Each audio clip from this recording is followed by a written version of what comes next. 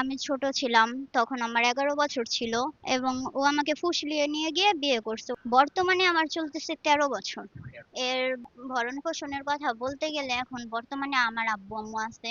২ মাস relation করার পরে তখন ও আমাকে নিয়ে যায়, পালিয়ে নিয়ে যায়। পালিয়ে নিয়ে গিয়ে একটা কাজের কাছে ঘরোয়াভাবে বিয়ে করায়। এই বিয়েটা হইছে একটা লটারির মাধ্যমে। যখন আমরা কোর্টে যাই, যাওয়ার পরে এই কাবিনটা দেখাই, তখন সবাই বলে যে, "এটা তোর বিয়ে হয় নাই। এতটুকু বাচ্চার সাথে সবাই চিট করছে।" বিদেশে আমার মা যখন ছিল, ও আমার মাকে হুমকি দিত যে, "তুই বাংলাদেশে আসলে তোরে মাইরা ফালাবো।" আমার আব্বু গাড়ি চালাইতো রাস্তাঘাটে, বলতো যে, "তুই যেইখানে যাবি তোরে যেইখানে পামু ওইখানেই মাইরা ফালায়া থুইয়া দিমু।" তো ও আমাকে বলছে যে, "চলো, আমাদের দুজনের ফ্যামিলিতে একজনও মানবে না, তুমি আমার সাথে চলো, আমি তোমারে নিয়া যাই।" তখন এইসবের পাশে ছিল ওর ভাই, ছিল ওর খালাতো ভাই, ছিল ওর বেস্ট ফ্রেন্ড ছিল বিপ্লব এবং অয়ও ছিল। ওর আরো ২-৩ টা ফ্রেন্ড ছিল। সবাই মিলে আমারে নিয়ে গেল কেরানীগঞ্জ এক জায়গায়।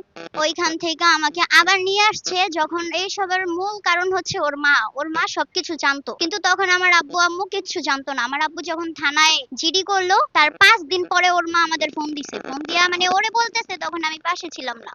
বলে যে, "বাবা তুই ওরে নিয়ে আয়। ওর বাপে তো পুলিশ আনছে আমাদের বাসায়, তুই ওরে নিয়ে আইসা পড়।" তখন ওর মা ওরে যখন এই কথা ফোন দিয়া বলে, তখন ও আমারে বলে যে, "আচ্ছা ল আমরা বাসায় চইলা যাই। তোর বাপ মা অনেক দুশ্চিন্তা করতেছে, ই করতেছে। তোর আম্মু বিদেশ থেকে কান্নাকাটি করে।" তারপরে সে ও আমাকে নিয়ে আসছে এবং নিয়ে আসছে ঠিকই। কিন্তু ও আমাকে খাওন খরচ কিচ্ছু দিত না। ওদের বাসায় থাকতে এক বাসার ভিতরে, সত্যি কথা বলতে কি, এক রুমের ভিতরে এরকম ৩ ভাই, ৩ ভাইয়ের বউ নিয়া এবং একটা মা নিয়া কেউ কোনোদিন থাকতে পারে না। না, সেক্ষেত্রে আমার আর যাওয়ার কোনো ইচ্ছা নাই। কারণ ও আমারে অনেক নির্যাতন করে এবং মাইরা ফেলারও চেষ্টা করছে বালিশ চাপা দিয়া। অনেক কান্নাকাটি করছি ওর কাছে আমি। এর ভরণ-পোষণের কথা বলতে গেলে এখন বর্তমানে আমার আব্বু-আম্মু আছে। আমার আব্বু-আম্মু দেখবে।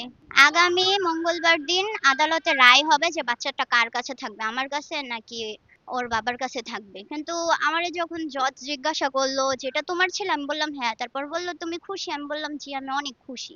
এরপরে এবার আর রায় দেওয়া হইল না, কিন্তু সামনের মঙ্গলবার অবশ্যই রায় দেওয়া হবে। এটা হয়েছিল ফেসবুক থেকে এবং ধরেন ২ মাস রিলেশন করার পরে তখন ও আমাকে নিয়ে যায়, পালিয়ে নিয়ে যায়। পালিয়ে নিয়ে গিয়ে একটা কাজীর কাছে ঘরোয়াভাবে বিয়ে করায়। কিন্তু কাজীটা মানে কিরকম ওইটা জানি না। কিন্তু এই বিয়েটা হইছে একটা লটারির মাধ্যমে। যখন আমরা কোর্টে যাই, যাওয়ার পরে এই কাবিনটা দেখাই, তখন সবাই বলে যে, "এটা তোর বিয়ে হয় নাই। এতটুকু বাচ্চার সাথে সবাই চিট করছে।" তখন আমি আর বুঝতে পারি নাই। আমারে বলল যে, "এটা তোমার সাথে চিট করছে। এটা লটারির মাধ্যমে বিয়ে করছে তোমারে।" বর্তমানে আমার চলতেছে ১৩ বছর। মাত্র ৭ মাস চলতেছে। আমি চাই ও জানি জেল খাটুক। কারণ না, বিদেশে আমার মা যখন ছিল, ও আমার মাকে হুমকি দিত যে, "তুই বাংলাদেশে আসলে তোরে মাইরা ফালাবো।" আমার আব্বু গাড়ি চালাইতো রাস্তাঘাটে, বলতো যে, "তুই যেইখানে যাবি তোরে যেইখানে পামু ওইখানেই মাইরা ফালায়া থুইয়া দিমু।" এসবের কথা বলতো। অনেকই করতো। মানে খারাপ ভাষায় যেই বিচ্ছিরি ধরনের আমার আম্মুর সাথে গালাগালি করছে। ওর মা ও পর্যন্ত। আমার আম্মু বাংলাদেশে ছিল না, বিদেশে ছিল। কিন্তু ও অনেক খারাপভাবে বিচ্ছিরি গালাগালি করছে। এবং ঐদিন আমরা যখন কোর্টে গেছি, আমার আম্মুর সাথে ওর আম্মুর তখন কিন্তু সামনাসামনি কোনোদিন দেখা হয় নাই। ওরা যদি আমার আম্মুরে বলতো যে, "যা হওয়ার হইছে, মাফ কইরা দেন, আর এরকম হইব না", তাহলেও আমার আম্মু আব্বু মাইনা নিত।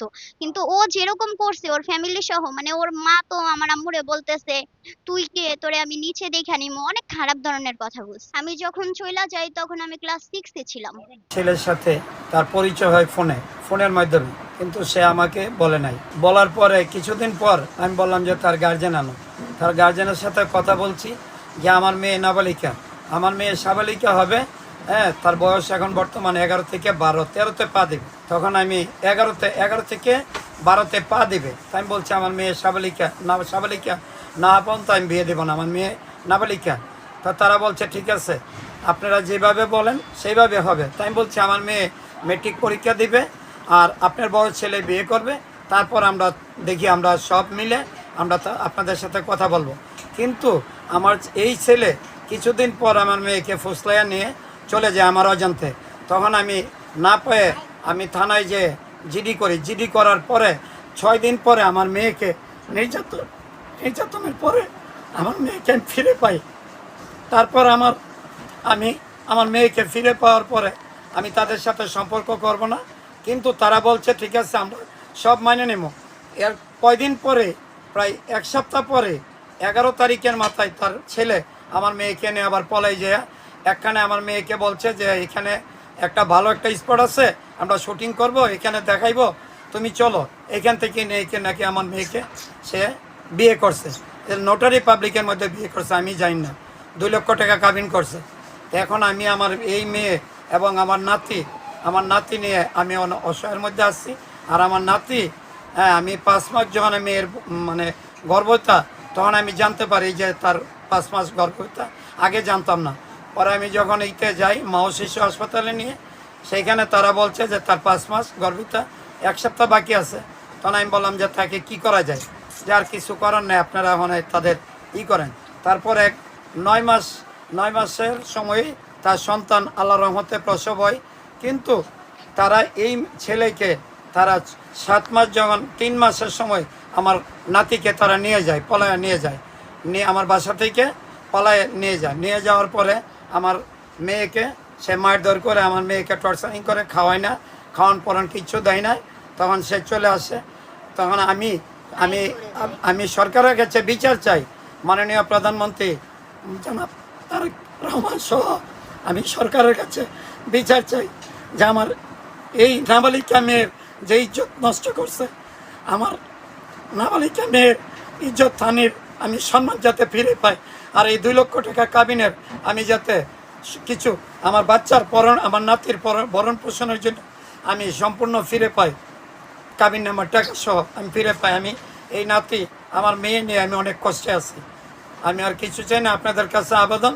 আর আমার এই যে আমার মেয়ের যে ইজ্জত নষ্ট করছে, আর চাই না আমি কোনো মার বোনের যেন এরকম ইজ্জত নষ্ট করে বা এরকম সম্মানহানি করে।